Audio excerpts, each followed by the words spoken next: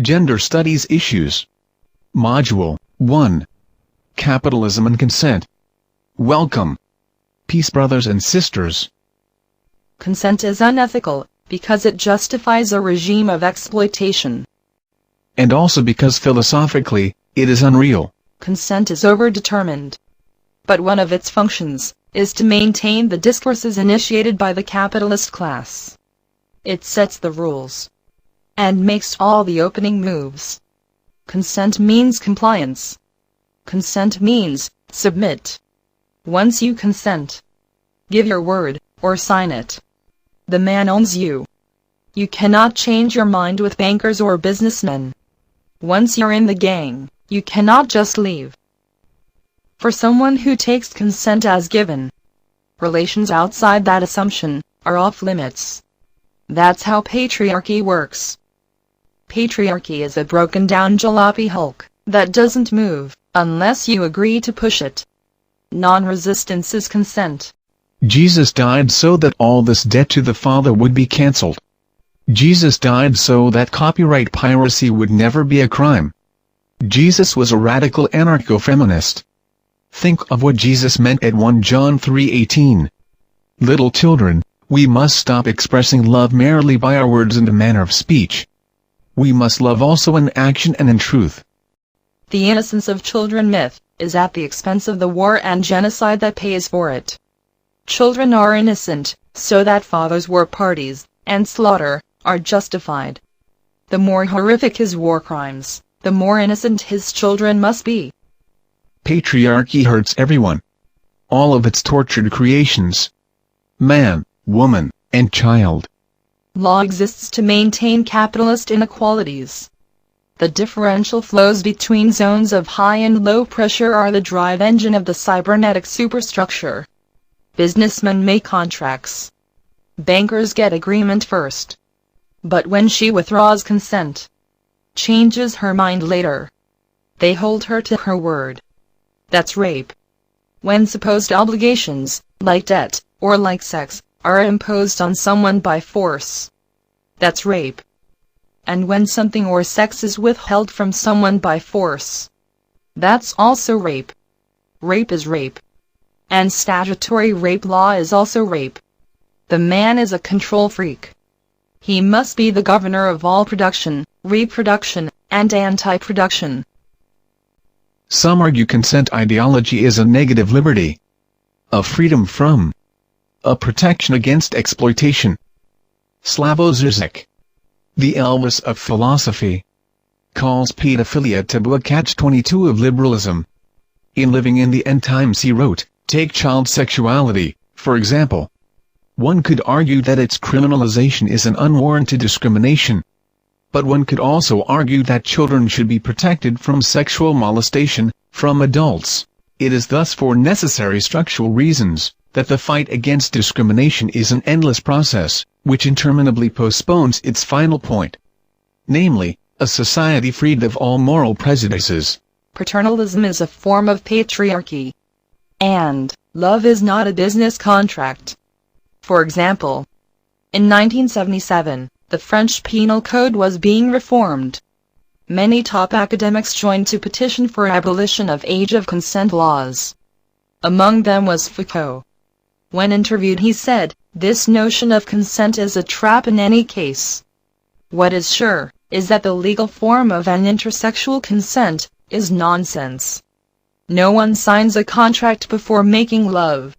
When we say that children are consenting in these cases, all we intend to say is this: in any case, there was no violence or organized manipulation in order to wrench out of them affective or erotic relations. We took great care to speak exclusively of an indecent act, not involving violence and incitement of a minor to commit an indecent act. We were extremely careful not to touch, in any way, on the problem of rape, which is totally different. The young Guy Hockenham spoke in that interview, too, published as Sexual Morality and the Law.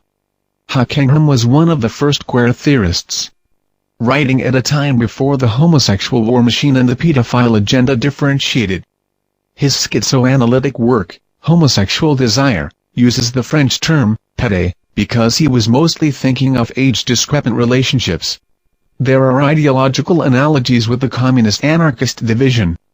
Marx versus Bakunin, Guy Hockingham, Rocks, as well as Hockingham and Foucault. The French petition to abolish age of consent laws was signed by Jacques Derrida, Louis Althusser, Jean-Paul Sartre, Simone de Beauvoir, and Roland Barthes. A who is who of continental philosophy. If you have a problem with your tooth, you should see a dentist. An expert. If you have a problem with your morals, you should consult an expert, a philosopher. Both the postmoderns and the ancients are in agreement. Phaedrus and Symposium are the two main Platonic dialogues that justify pedophilia. But it's just a stereotype. Just like not all ballet dancers are homosexual. And not all philosophers are pedophiles. Socrates was a pedophile. And gay. There is even trans theory, in Symposium. The hermaphroditic creation myth.